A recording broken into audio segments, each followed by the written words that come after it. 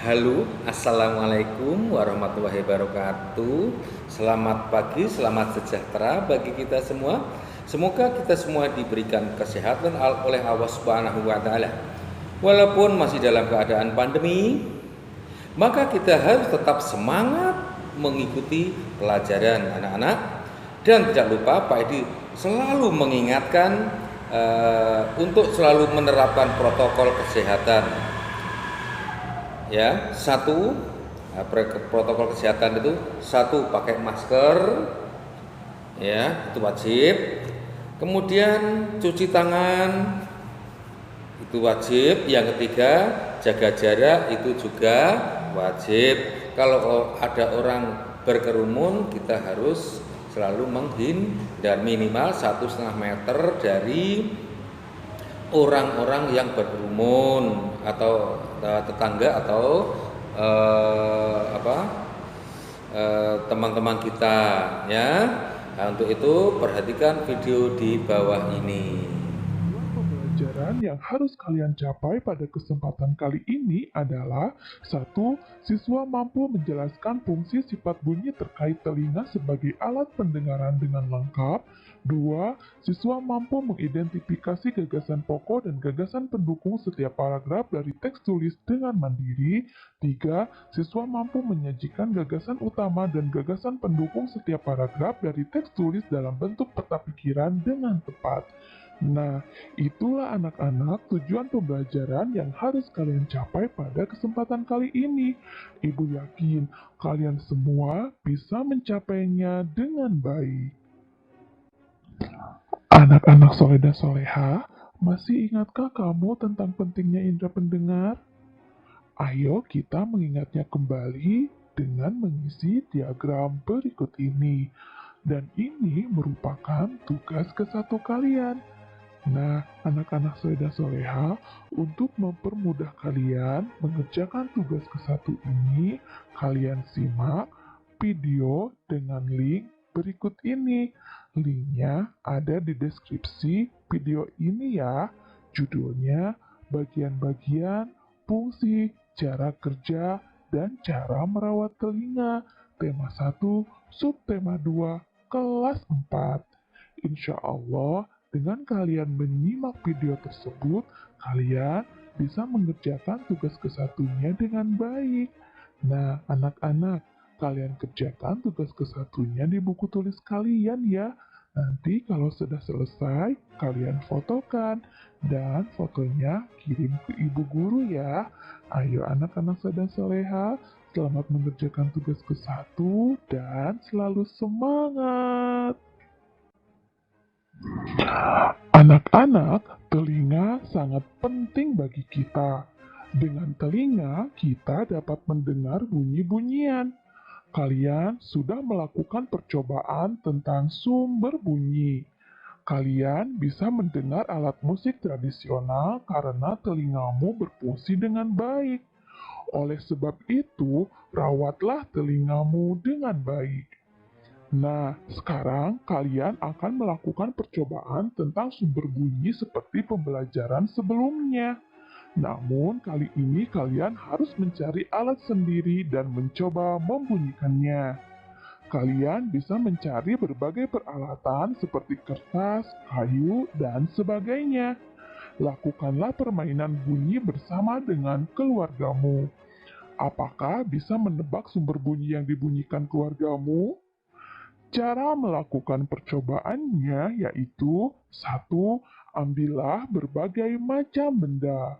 Dua, kalian dengan beberapa anggota keluarga kalian bersembunyi di tempat berbeda sambil memegang benda. Yang ketiga, bunyikan benda secara bergantian. Minta keluargamu menebak siapa pemegang benda. Yang keempat, tebak sumber bunyi benda dengan keluargamu secara bergantian. Ayo anak-anak soleh dan soleha, kalian coba lakukan percobaan ini ya dengan keluarga kalian di rumah.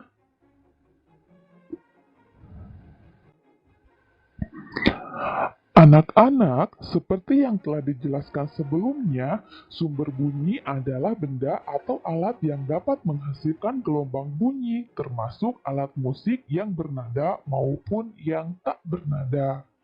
Sumber bunyi dapat dibedakan ke dalam beberapa macam.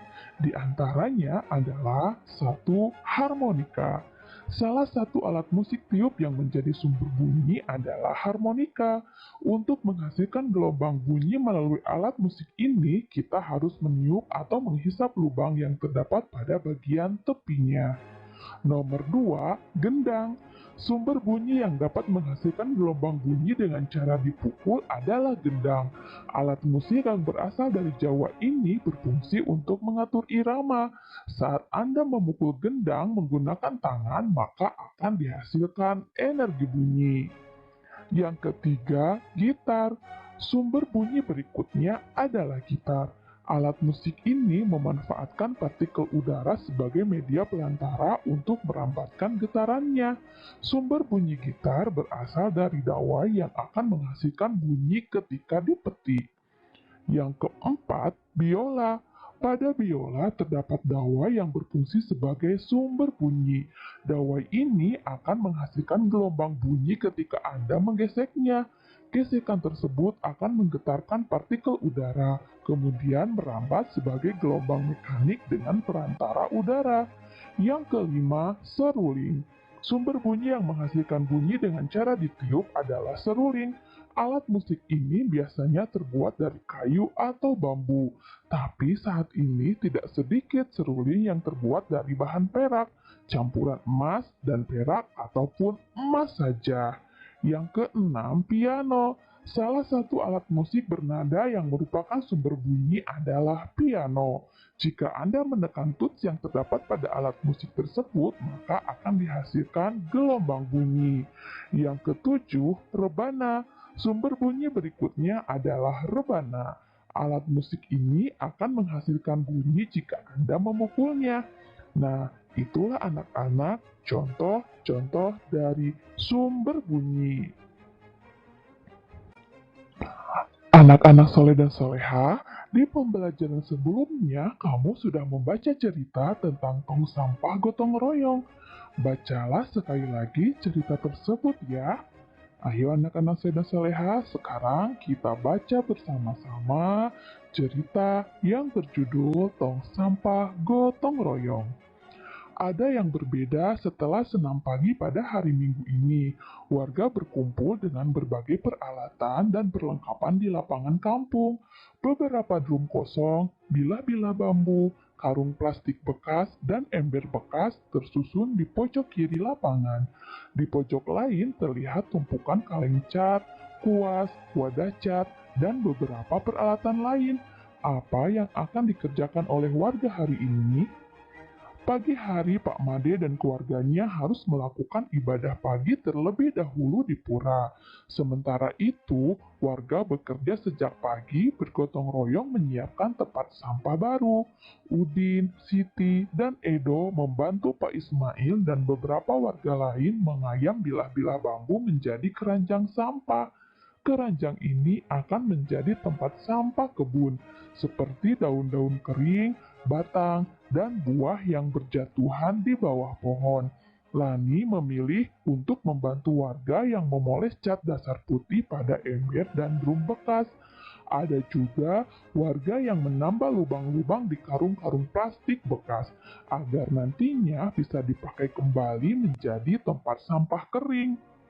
Kira-kira pukul 10, Pak Made, Dayu, dan keluarganya sudah kembali dari kegiatan ibadah. Tong-tong sampah baru siap dihias. Pak Made, Ibu Made, dan Dayu berkeliling membuat pola hiasan di tempat-tempat sampah baru. Lani turut membantu Dayu. Setelahnya, warga bergotong royong mengecat dan memperindah hiasan tempat sampah. Sebelum matahari meninggi, sudah ada 12 tempat sampah baru yang dihasilkan warga secara bergotong royong. Drum bekas, ember bekas, karung plastik, keranjang anyam sudah berubah menjadi tempat sampah yang cantik. Nah, anak-anak, sekarang Tulislah gagasan pokok dan gagasan pendukungnya pada diagram-diagram berikut ya. Dan ini merupakan tugas kedua kalian. Kalian kerjakan tugasnya di buku tulis kalian ya.